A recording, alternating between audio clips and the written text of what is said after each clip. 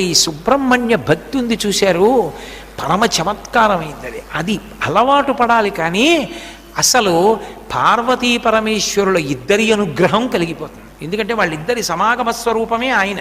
సుబ్రహ్మణ్య ఆరాధనం గురించి మహాస్వామి చెప్తుండేవారు. సుబ్రహ్మణ్య ఆరాధనలో మహాస్వామి దిట్ట. అసలు ఆయన సన్యాసాశ్రమ స్వీకారం కుమారకోష్టంలోనే జరిగింది. అక్కడ స్నానమే చిట్ట చివరి స్నానం బ్రహ్మచారి గారు. కాబట్టి ఆ సుబ్రహ్మణ్యారాధన చేసేటటువంటి వాళ్ళకి లోపల దేవతలు మాత్రమే ఉంటారు, రాక్షస గణములు ఉండవు. రాక్షస గణములు లేని కారణం చేత, దేవతలే ఉన్న కారణం చేత వాళ్ళ కర్మానుష్ఠానం అంతా పరమభక్తి తత్పరతతో నిండిపోతుంది, పరమధార్మికంగా ఉంటారు.